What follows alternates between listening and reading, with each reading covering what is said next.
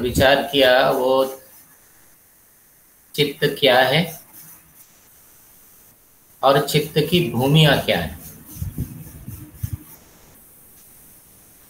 आज हम चित्त की वृत्तियों पर विचार करेंगे। आप इस बात को स्पष्ट रूप से समझ लें कि चित्त की भूमि और चित्त की वृत्तियों में अंतर है।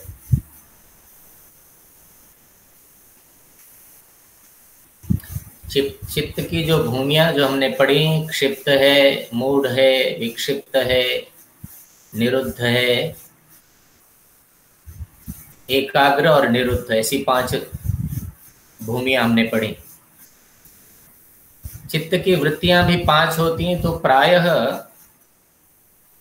विद्यार्थी इन दोनों के बीच में भेद नहीं कर पाते और कई बार चित्त की भूमियों को ही वृत्ति समझ लेते हैं अथवा वृत्ति को चित्त की भूमि समझ लेते हैं।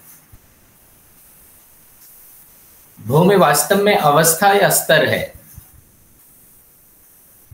कि चित्त की जो वृत्तियां, चित्त में जो व्यवहार हो रहा है, चित्त की जो गति है, वो अलग अलग अवस्थाओं में होती है। कभी जो है ना, जैसे समुद्र में उठने वाला जो समुद्र की जो तरंगे हैं वो कई बार बहुत ऊंची उठती हैं, कई बार मध्यम श्रेणी की होती हैं, कई बार उससे और थोड़ी कम होती हैं और कई बार शांत अवस्था में भी स्थिति होती है।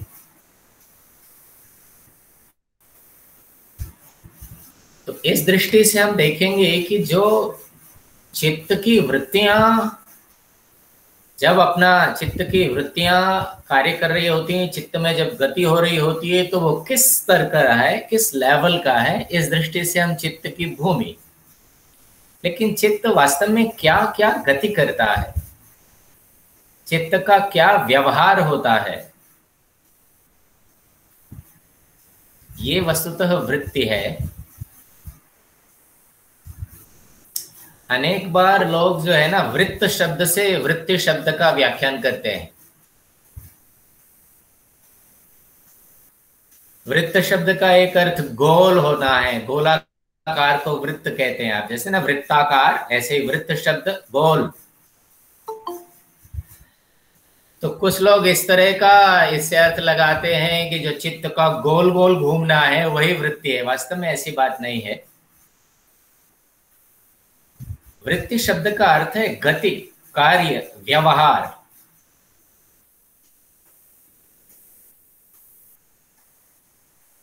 कि चित्त में निरंतर गति होती रहती है। प्रत्येक समय कोई ना कोई क्रिया, जब तक चित्त निरुद्ध अवस्था में नहीं पहुंचता तब तक चित्त जो है ना वो सक्रिय रहता है।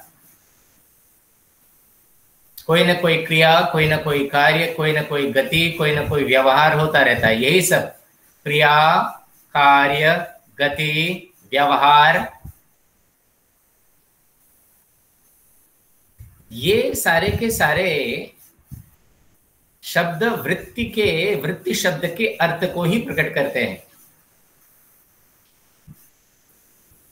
गीता में कहा है ना कि हमारा मन कभी भी एक क्षण भी अकर्मकृत नहीं होता, कि उस समय कोई कार्य न कर रहा हो। भले ही हमें शारीरिक दृष्टि से हम हो सकता है उस समय हम निष्क्रिय बैठे हों, लेकिन चित्त बैठे बैठे भी अपना कार्य कर रहा है, विचार उसमें चल रहे हैं, विचार का प्रवाह।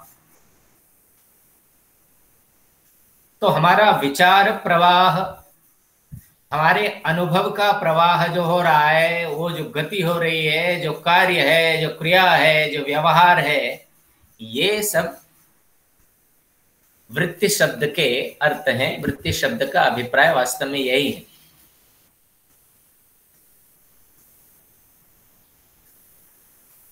तो शीर्षकों को जानने के लिए कुछ मैं अपना प्रेजेंट करूंगा स्क्रीन को, जिससे हम एक एक जो शीर्षक हैं इस क्रम में हम कैसे पढ़ेंगे।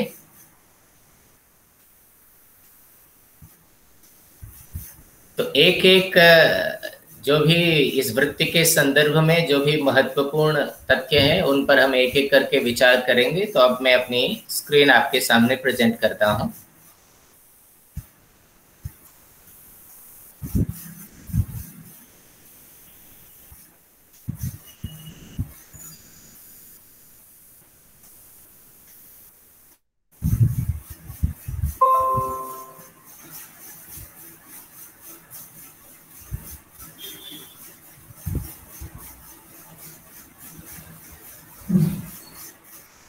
मैं ऐसा अनुभव कर रहा हूं कि मेरी स्क्रीन आपको दिख रही है। Yes sir. हमने यहीं से पढ़ना आरंभ किया था, योग चित्त वृत्ति निरोध। और आप देखेंगे उसके बाद फिर हमने चित्त को स्पष्ट किया, चित्त के स्वरूप को, और इस प्रक्रिया में सांख्य किस तरह से इस सृष्टि के निर्माण की बात करता है, उन सब तथ्यों पर हमने चर्चा की थी। इस तरह से हमने बुद्धि, अहंकार और मन का एक जो सामूहिक रूप है उसको, उस अंतःकरण को हमने चित्त के रूप में परिभाषित किया था। एक बार कोई विद्यार्थी ज्वाइन करना चाहते हैं?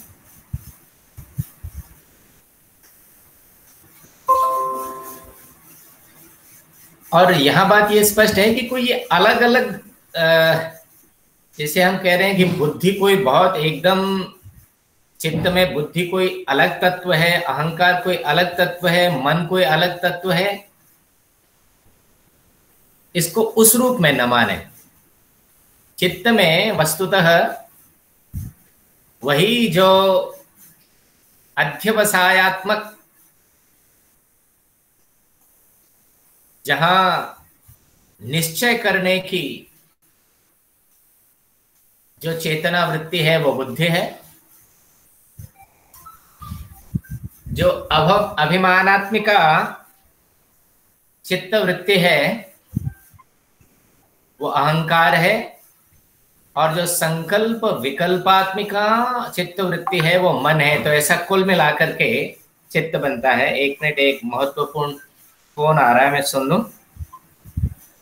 जी वर्मा जी, हेलो, नमस्ते।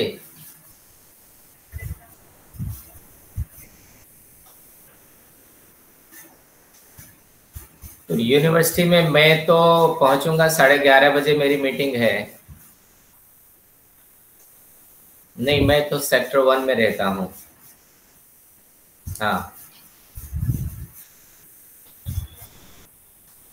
11:30 मीटिंग है, तो लगभग 11:15 पहुंचूंगा।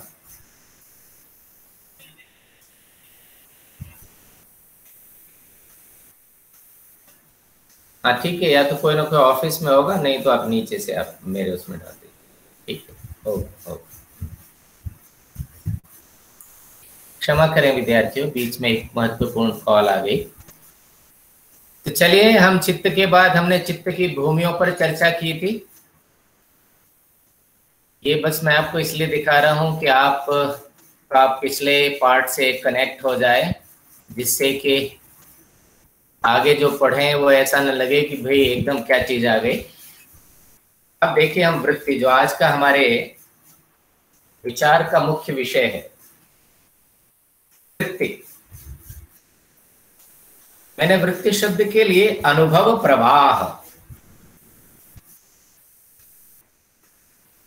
विचार प्रवाह, गति, कार्य, ये सब हम वृत्ति कहते हैं।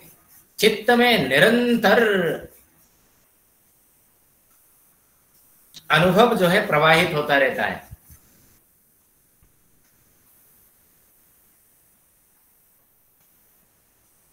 कई बार वो यथार्थ अनुभव होता है, कई बार अयथार्थ अनुभव होता है, कई बार वो काल्पनिक अनुभव होता है, कई बार वो अभावात्मक, जहां हम बहुत स्पष्ट नहीं कह सकते चीजों को।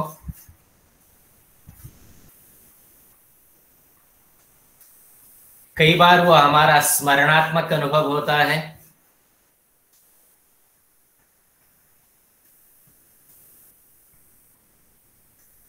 तो इस तरह हमारे चित्त में निरंतर अनुभव प्रवाहित होता रहता है।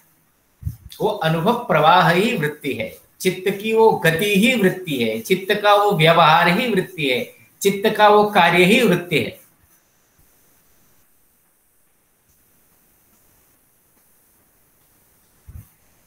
कई बार अंग्रेजी वाले विद्वान कहते हैं चेंजिंग स्टेट्स ऑफ माइंड।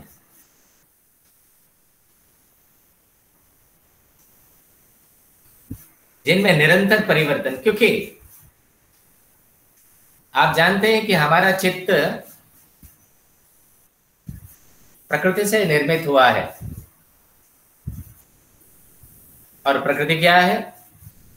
सत्व और रजस और तमस, इनका ही स्वरूप तो प्रकृति है। जब ये सत्व, रजस और तमस, ये तीनों गुण विषम अवस्था में आते हैं और उसका संयोग होने पर तो बस निर्माण आरंभ होता है। और इस निर्माण की प्रक्रिया में पहले चित्त ही बनता है, बुद्धि, अहंकार, मन। तो ये जो गुण है सत्व, रजस और तमस,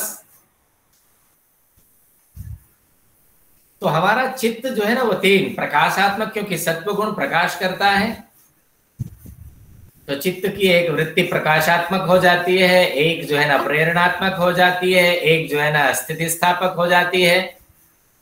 तो चित्त जो है ना वास्तव में इन तीन महत्वपूर्ण जो गुण हैं, इनके संयोग से निरंतर परिवर्तन होता रहता है। कभी सत्व का उद्रेक हो जाता है तो उस तरह का प्रवाह, अनुभव प्रवाह होता है। कभी रजोगुण का उद्भव हो जाता है, तमोगुण और सत्वगुण दब जाते हैं, तब हमारा चित्त में अनुभव प्रवाह अलग तरह से होता है।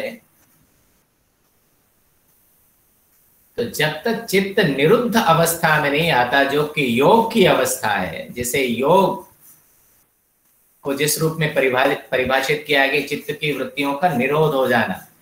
चित्त जब निरुद्ध अवस्था में आता है, जब चित्त की निरुद्ध भूमि होती है, तो ये जो अनुभव प्रवाह है ना, ये एकदम चेंजिंग स्टेट्स ऑफ माइंड है ना, ये सब स्टेज जो है ना वो ठहर जाती है, प्रवाह ठहर जाता है। जैसे समुद्र कभी बिल्कुल शांत हो जाए, जब कोई तरंग उसमें न उठ रही हो, शांत, वो अवस्था निरुद्ध अवस्था होती है। लेकिन उस अवस्था से अतिरिक्त हमारा जो मस्त ये चित्त है, माइंड है, योग दर्शन में हम इसे चित्त ही कहेंगे, इसमें निरंतर वृत्तियां, भिन्न भिन्न वृत्तियां उठती रहती हैं। और उन वृत्तियों को योग दर्शन में 5 प्रकार से कहा गया है। दूसरे शब्दों में आप कहें तो 5 वृत्तियां स्वीकार की गई हैं, वृत्तियों के 5 भेद स्वीकार किए गए हैं। वैसे तो असंख्य वृत्तियां हैं, चित्त की वृत्तियों को ऐसे परिगणित करना संभव नहीं, लेकिन फिर भी वर्ग बना दिए, वर्गीकरण कर दिया।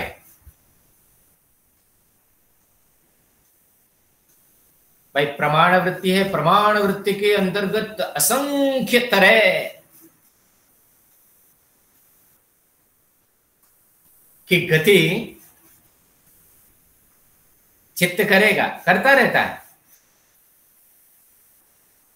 अभी भी मैं और आप जब ये पठन पाठन कर रहे हैं, हमारा चित्त अनेक प्रकार से व्यवहार कर रहा है।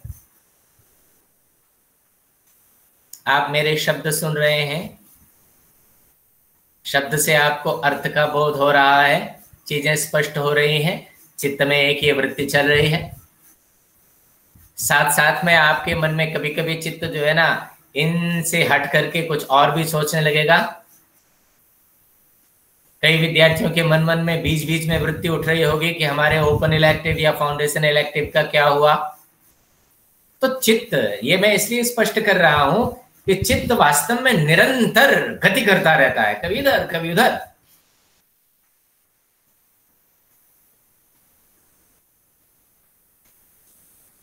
तो चित्त की इस गति व्यवस्था को योग सूत्रकार ने, आचार्य पतंजलि ने वर्गीकृत किया, 5 वर्ग बनाए, 5 वृत्तियों के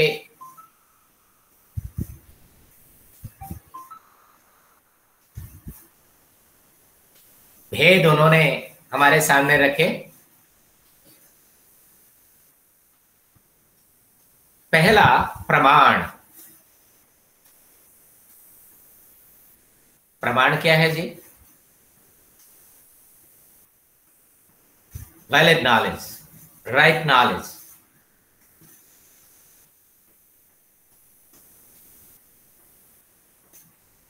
देखिए, हम जो ज्ञान प्राप्त करते हैं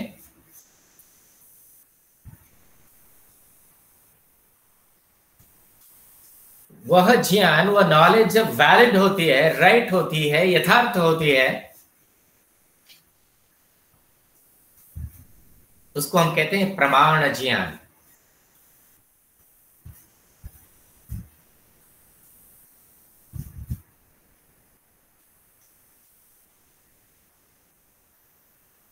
तो चित्त, हमारा चित्त की पहली वृत्ति क्या होती है कि हमें जो कुछ चित्त दिखा रहा है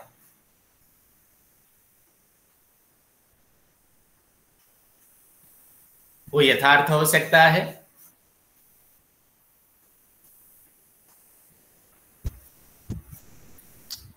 हम कैसे जानते हैं यथार्थ चीजों को? मेरी आंखें देख रही हैं,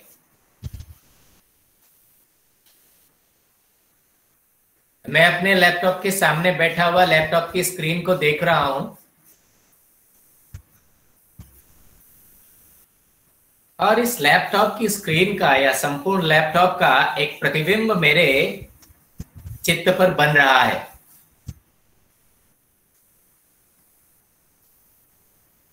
तो चित्त की ये जो वृत्ति है, चित्त के द्वारा ये जो व्यवहार किया जा रहा है, ये वैलिड है। इससे जो उत्पन्न हो रहा ज्ञान है ना, वो वास्तविक ज्ञान है कि मेरे सामने एक लैपटॉप रखा हुआ है।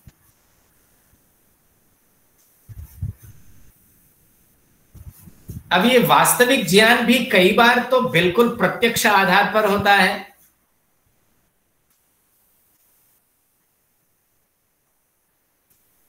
कई बार वस्तु हमारे सामने नहीं होती, लेकिन किसी अन्य वस्तु के आधार पर सम्मुख उपस्थित वस्तु को, सम्मुख उपस्थित न होने वाली वस्तु को भी हम जानते हैं, वो भी यथार्थ अनुभव होता है। मान लीजिए आप कहीं जा रहे हैं और आपने दूर कहीं उठता हुआ धुआं देखा, तो आपको प्रत्यक्ष तो धुएं का हो रहा है,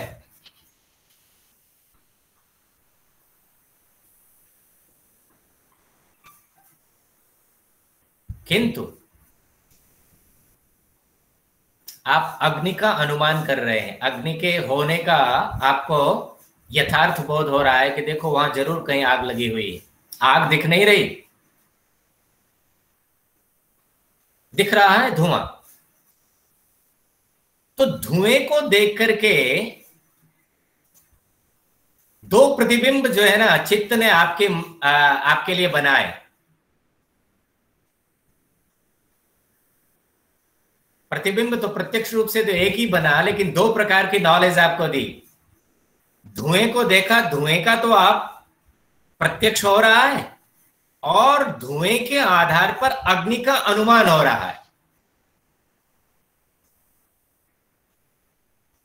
अग्नि का भी बोध हो रहा है, जिसे आप उस समय देख नहीं रहे, फिर भी जो है ना आग की अनुभूति आपका चित्त उस समय कर रहा है। तो ये भी प्रमाण वृत्ति है। प्रमाण वृत्ति का मतलब है दैट इज वैलिड नॉलेज। आप सही तरह से जान रहे हैं कि निश्चित रूप से वहां आग लगी हुई है, इसमें कोई संदेह नहीं। यहां तक कि ऐसा होता है कि कई बार आप अपने घर में हैं और कोई चीज, कोई कपड़ा इत्यादि जल रहा है कहीं, अब धुआं बहुत कम मात्रा में उठ रहा है और घर के अंदर हैं, इसलिए आपको धुआं आंख से नहीं दिख रहा है,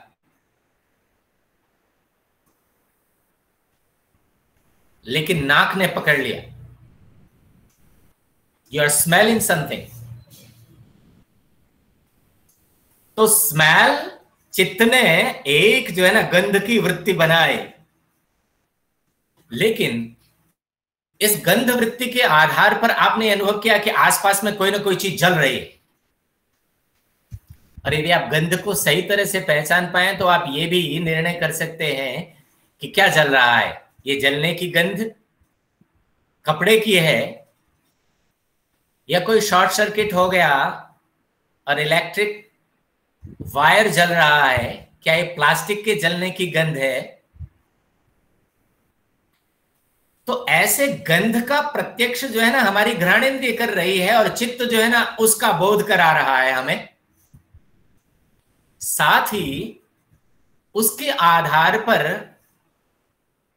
कहीं चीज जल रही है इसका बोध भी करा रहा है। तो चित्त की विभिन्न वृत्तियां होती रहती हैं। तो कई बार ये वृत्ति जो है ना यथार्थ होती हैं, जहां उससे उत्पन्न होने वाला ज्ञान जो है वो यथार्थ है, वास्तविक है। That is valid knowledge, that is right knowledge.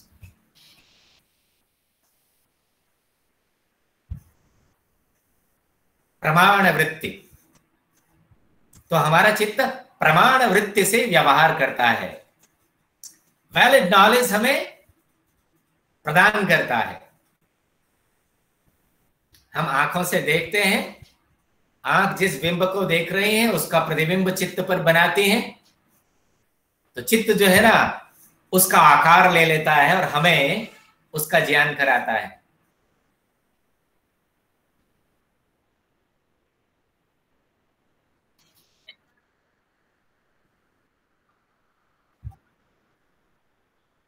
हाँ हाँ, मैं अभी उन्हीं पर आ रहा हूं जी। एक मिनट, एक फोन बार बार आ रहा है, अभी रुकिए जरा। Hello, good morning. मैं इस समय पढ़ा रहा हूं भाई।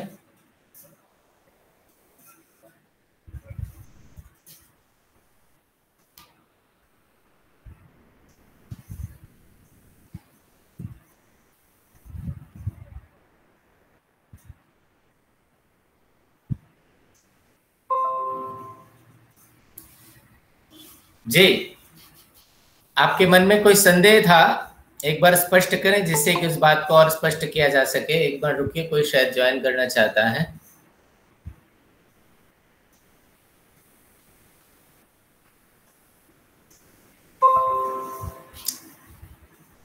जी, कुछ बताएंगे?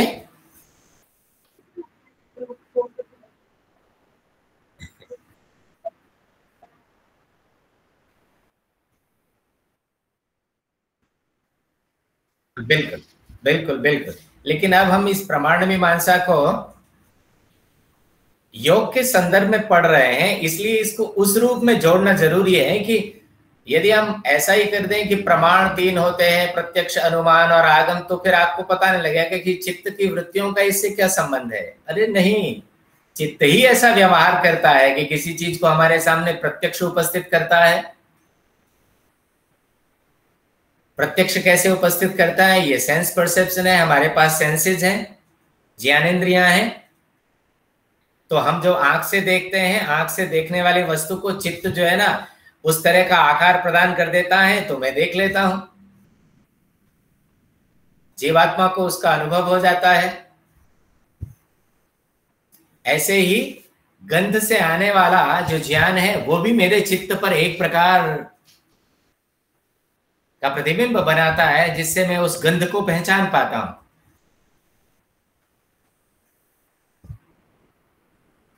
तो शब्द है, स्पर्श है, रूप है, रस है, गंध है।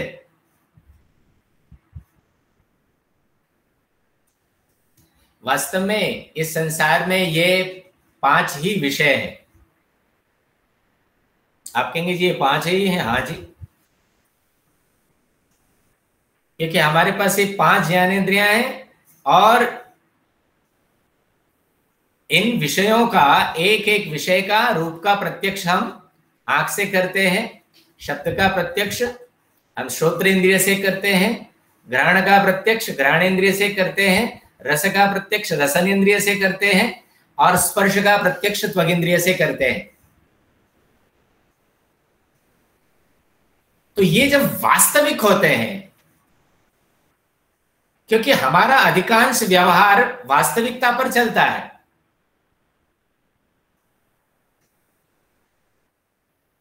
तो आप कह लीजिए प्रमाण के अंतर्गत हमारा चित्त प्रत्यक्ष वृत्ति हमारे सामने उपस्थित करता है। हमारी इंद्रियों से उत्पन्न जो प्रत्यक्ष है, जो यथार्थ अनुभव है, जो वैलिड नॉलेज है, उसके हिसाब से हमारा चित्त काम करता है। एक बार ऑफिस से फोन है, मैं सुन लूं। जी बालकृष्ण जी, गुड मॉर्निंग। जी जी, मुझे सोचना है 2:30 बजे मीटिंग की, मुझे सोचना है, मैं पहुंचूंगा जी। ठीक, ओके।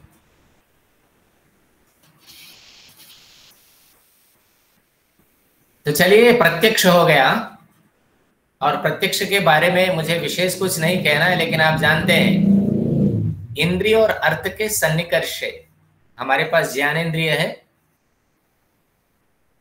ज्ञानेन्द्रिय कोई भी उस अर्थ के साथ सन्निकृष्ट होती है, अर्थ के साथ जुड़ती है, और जुड़ने के बाद ज्ञानेन्द्रिय वो भी जो सेंस प्राप्त हो रही है, जो अनुभव प्राप्त हो रही है, उसको चित्त को दे देती है। आंख किसी पदार्थ को जब बाहर देखती है तो वास्तव में आंख उस पदार्थ के साथ संयुक्त होती है, इसी को सन्निकर्ष कहते हैं। ऐसे ही हमारी श्रवणेन्द्रिय किसी शब्द के साथ सन्निकृष्ट होती है, तब हमें शब्द का बोध होता है। शब्द कहीं उत्पन्न हो रहा है, शब्द जो है ना वो हवा में तैरता हुआ जैसे ही मेरी श्रवणेन्द्रिय से टकराता है, मेरे कान में जो सुनने की व्यवस्था है, जैसे ही उससे वो तरंग टकराती है, फ्रीक्वेंसी टकराती है, तो उस संयोग के कारण मुझे शब्द का बोध होने लगता है। ऐसे ही मेरी घ्राणेन्द्रिय से हवा में तैरती हुई जब गंध मेरी घ्राणेन्द्रिय से संयुक्त होती है, तब मुझे उसका, तो हर एक प्रत्यक्ष की अवस्था में आप देखेंगे इंद्रिय का और अर्थ का जो भी पदार्थ है उसका संयोग होता है। जैसे ही मान लीजिएगा कि कोई चींटी मेरे हाथ पर रेंगने लगे तो मुझे पता चल जाता है, क्योंकि उस रेंगने वाली चींटी का मेरी त्वचा के साथ संयोग हो रहा है, और संयोग होते ही मुझे पता लग जाता है कि कोई चीज, कोई कीड़ा मेरे हाथ पर रेंग रहा। तो प्रत्यक्ष की अवस्था में क्या होता है कि हमारी जो पांचों ज्ञानेंद्रियां हैं वो अपने अपने विषय के साथ संयुक्त होती हैं, और संयुक्त होकर के उस विषय का बोध चित्त को कराती है। चित्त में उस विषय की वृत्ति बन जाती है, यूं कह लीजिए चित्त में उस विषय की वृत्ति बन जाती है। मान लीजिए मैंने घड़ा देखा तो मेरा चित्त जो है ना उस समय घट वृत्ति वाला हो जाता है। बाहर में दौड़ती हुई मोटरसाइकिल देख रहा हूं तो उस अवस्था में मेरा चित्त उस मोटरसाइकिल का आकार धारण कर लेता, और मैं उस, तो ऐसे जो जो चीज देखता हूं वो सारे के सारे दृश्यों की वृत्ति मेरे चित्त में बनती है। यदि मैं कोई सुनता हूं तो उन श्रवणों की, उन सुनने वाले शब्दों की वृत्ति मेरे चित्त में बनती है। कोई मैं गंध ग्रहण करता हूं तो गंध की वृत्ति मेरे चित्त में बनती है, और चित्त ऐसे निरंतर व्यवहार करता रहता है, निरंतर वृत्तियां बनती रहती हैं। मेरी आंखें मुझे दिखाती रहती हैं और सारे दृश्य को मेरे चित्त में एक चलचित्र सा चलता रहता है, वृत्ति कभी कुछ कभी कुछ कभी कुछ कभी कुछ, और उन वृत्तियों के आधार पर जीवात्मा जो है ना वो सुख दुख का अनुभव करता रहता है। किसी चीज को देखकर वो प्रसन्न हो जाता है और किसी चीज को देख करके वो दुखी हो जाता है, और कहीं कहीं उपेक्षा भाव रखता है, और ऐसे चित्त हमारे सामने विभिन्न दृश्य वृत्तियों के रूप में उपस्थित करता रहता है, और ये दृश्य यथार्थ होते हैं। जिसे हम प्रत्यक्ष कहते हैं, ऐसे अनुमान के आधार पर भी, जैसा कि अनुमान के संदर्भ में है कि अनुमान में तो पदार्थों का जो स्वाभाविक संबंध होता है ना, उसको हम दर्शन की भाषा में व्याप्ति कहते हैं, क्योंकि अनुमान के लिए व्याप्ति को समझना बहुत आवश्यक है। दो वस्तुओं का स्वाभाविक संबंध, अर्थात एक होगी तो दूसरी जरूर होगी वही, और दूसरी नहीं होगी तो पहली भी नहीं होगी। इसलिए इस व्याप्ति जो है ना, ये टू वे होती है, होने पर होना और न होने पर न होना। ध्यान से सुने, होने पर होना, एक के होने पर दूसरे का होना। उदाहरण के लिए धुएं के होने पर आग का होना, इसको हम कहेंगे अन्वय व्याप्ति। इसका व्यतिरेक भी होता है उल्टा, न होने पर न होना। अच्छा, मैं आपके सामने एक प्रश्न रखता हूं कि क्या हम विपर्य, जो व्यतिरेक व्याप्ति है, आग के होने पर, सॉरी, धुएं के होने पर आग होती है, धुआं है तो आग है, क्या हम ऐसा कह सकते हैं कि धुआं नहीं है तो आग नहीं है? बताओ आप में से कोई सोच करके। No sir. नहीं सर। क्यों, ऐसा क्यों नहीं कह सकते? जहां धुआं होता है वहां आग होती है, जहां धुआं नहीं होता वहां आग नहीं होती, ऐसा क्यों नहीं कहा जा सकता?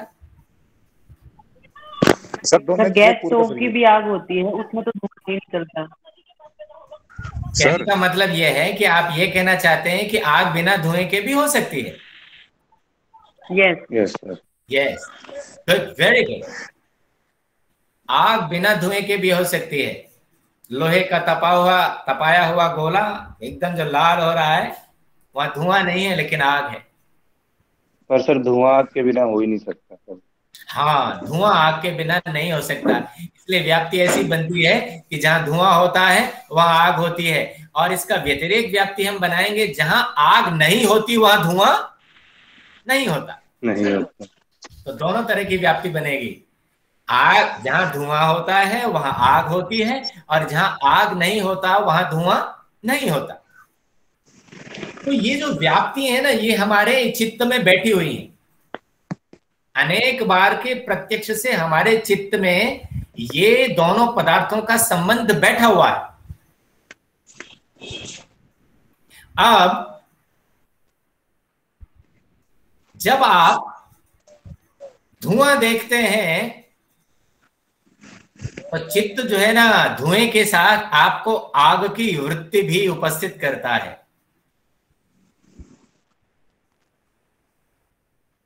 अनुमान से बहुत सारे हम चीजें अनुमान करते हैं।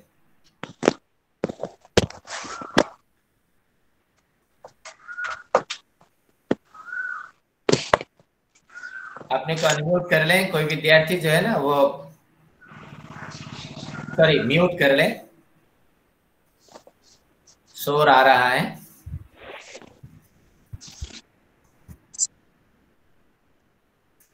कौन? जितेंद्र, अपने को म्यूट कर लो।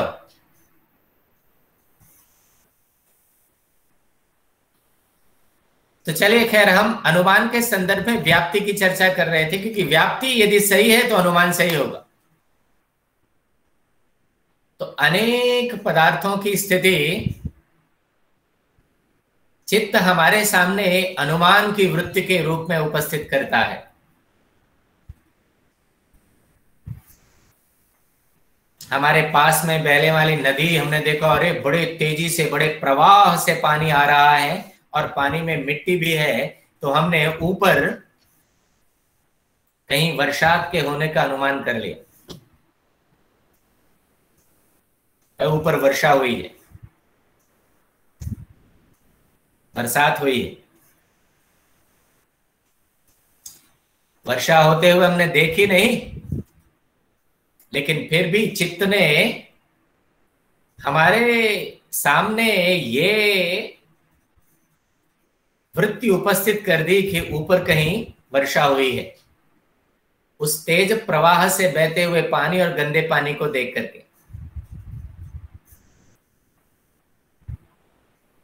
तो अनेक बार चित्त, बरसात इस समय नहीं हो रही, लेकिन फिर भी बादलों को देख करके हम आने वाली वर्षा का अनुमान कर लेते हैं, भविष्य में आ सकती है। तो इस तरह चित्त हमारे सामने विभिन्न यथार्थ वृत्तियों को प्रस्तुत करता रहता है। कई बार वो यथार्थ वृत्तियां प्रत्यक्ष के माध्यम से आती हैं, कई बार वो यथार्थ वृत्तियां अनुमान प्रमाण के माध्यम से आती हैं, लेकिन चित्त में ये वृत्ति का प्रवाह निरंतर चलता रहता है। और कभी कभी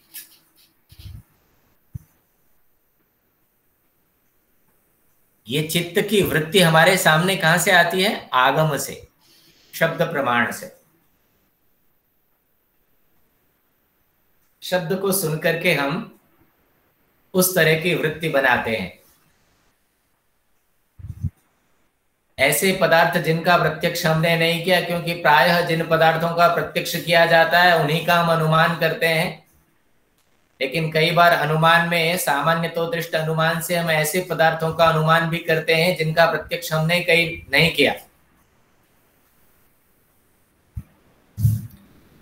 सामान्य तो दृष्ट अनुमान ऐसा अनुमान होता है कि हम ऐसे पदार्थों का भी ज्ञान प्राप्त करते हैं उस अनुमान से जिनको हमने वास्तव में प्रत्यक्ष नहीं किया है। जैसे पृथ्वी की गति है, पृथ्वी की गति का मैं और आप प्रत्यक्ष नहीं करते, यद्यपि हम जिस पृथ्वी पर बैठे हैं वो बहुत तेजी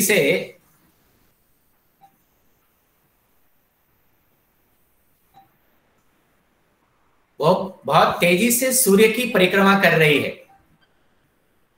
रोटेशन एंड रिवॉल्यूशन दोनों हो रहा है, लेकिन फिर भी मुझे और आपको उसका प्रत्यक्ष नहीं होता है। मैं और आप किसी बस में बैठे होते हैं तो बस के चलने का हम लोग अनुभव करते हैं। हमारी स्किन जो है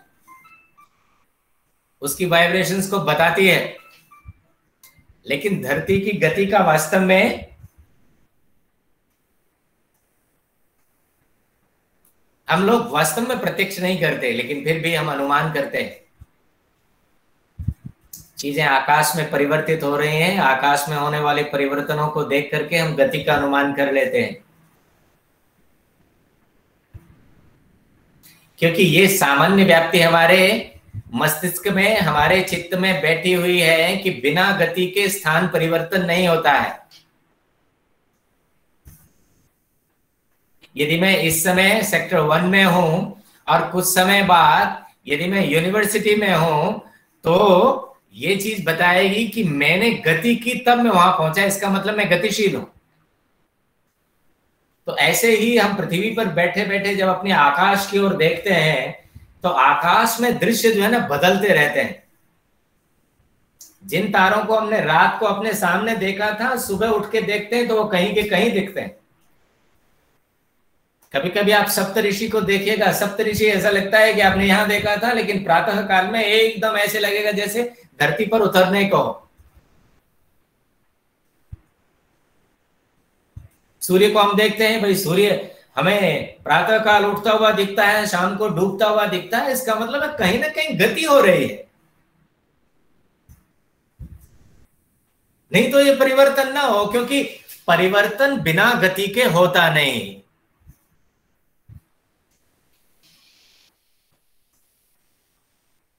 तो इस तरह सामान्य तो दृष्ट अनुमान से हम ऐसे पदार्थों, ऐसे तत्वों का भी अनुमान कर लेते हैं जिनका प्रत्यक्ष हमने नहीं किया।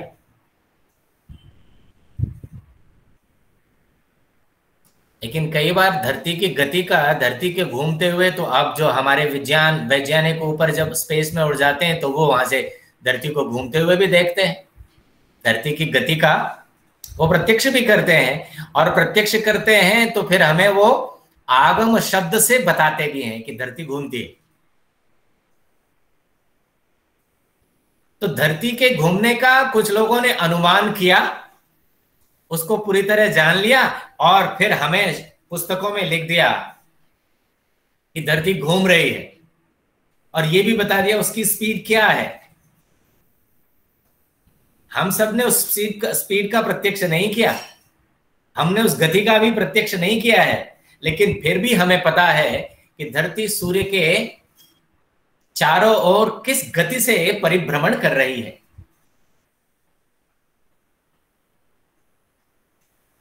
ये कहां से आता है? ये वर्बल टेस्टिमनी, जैसे हम आगम कहते हैं, जिसे हम शब्द प्रमाण कहते हैं। बहुत से ऐसे जिनका हम प्रत्यक्ष नहीं करते या जिनका अनुमान भी हमारे लिए संभव नहीं है, ऐसी चीजों को हम शब्द प्रमाण से जानते हैं। आप में से कितने लोग हैं जो समुद्र पर घूमने गए? कोई है जो समुद्र की यात्रा कभी की हो?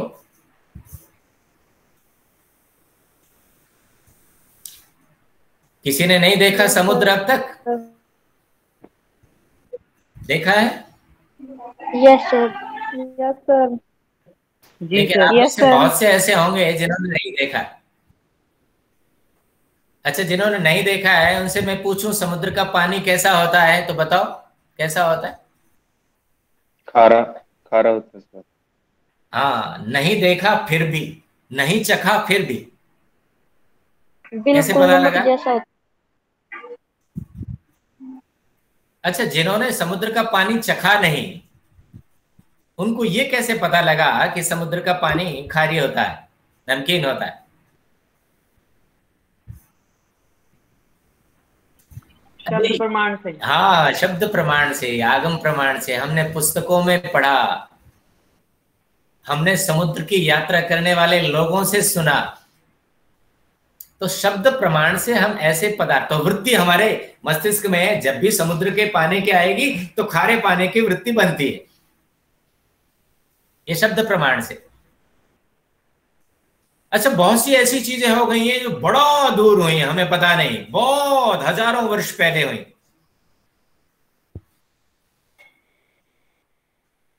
अच्छा, योगेश्वर कृष्ण की मां का नाम क्या था? श्री कृष्ण की मां का नाम क्या था? आप में से कोई बता सकता है?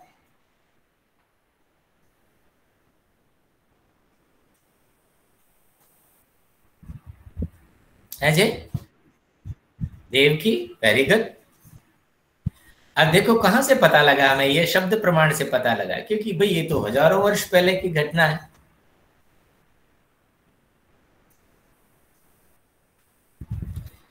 कि भाई कृष्ण जो है ना वो देवकी पुत्र हैं,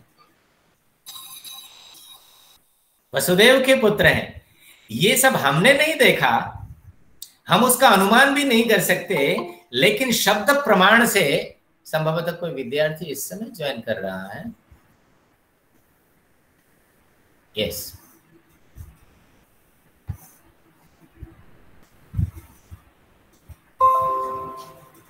तो अब मान लीजिएगा कि हम जैसे ही श्री कृष्ण की माता के संदर्भ में हमारा चित्त तो वो देवकी मां की वृत्ति हमारे सामने रखेगा,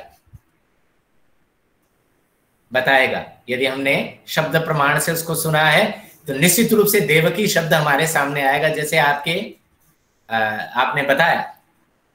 सुनते ही चित्त ने, क्योंकि हमें शब्द प्रमाण से ये वृत्ति हमारे मन में है, बैठी हुई है।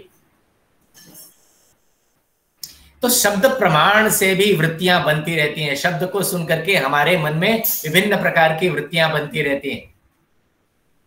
कई बार शब्द जो है ना वैसे भी वृत्ति बनाता है। आप बैठे हुए आराम से इस समय हैं, लेकिन मान लीजिएगा कि कोई शब्द जो है आपके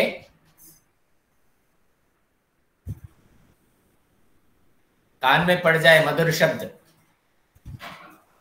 तो आपका चित्त जो है ना बस कान से बह सकता है। अब आप फिर मेरी बात सुनना भूल करके जो है ना उस पर ध्यान दे सकते हैं। लेकिन ये सब प्रत्यक्ष की बात है, क्योंकि शब्द आपने प्रत्यक्ष सुना और उससे एक वृत्ति आपके मन में बन गई। लेकिन ये जो आगम शब्द प्रमाण है कि शब्द तो हम सुनते हैं, लेकिन शब्द से किसी ऐसे पदार्थ की वृत्ति जिसे हमने कभी देखा नहीं, जिसका अनुमान भी नहीं किया जा सकता, वो बनती है, उसको हम आगम वृत्ति कहते हैं। तो इस तरह चित्त हमारे सामने ये विभिन्न प्रकार के यथार्थ अनुभव प्रस्तुत करता रहता है। वो यथार्थ अनुभव प्रत्यक्ष हो सकते हैं, वो यथार्थ अनुभव अनुमान द्वारा प्राप्त किए हो सकते हैं, वो यथार्थ अनुभव आगम द्वारा प्राप्त किए हो सकते हैं। तो इस तरह चित्त हमारा विभिन्न प्रकार से व्यवहार करता रहता है, गति करता रहता है। तो ये हुई चित्त की प्रमाण वृत्ति। आज हम इतना ही विचार करेंगे, कल फिर पढ़ेंगे आगे अन्य वृत्तियों के संदर्भ में।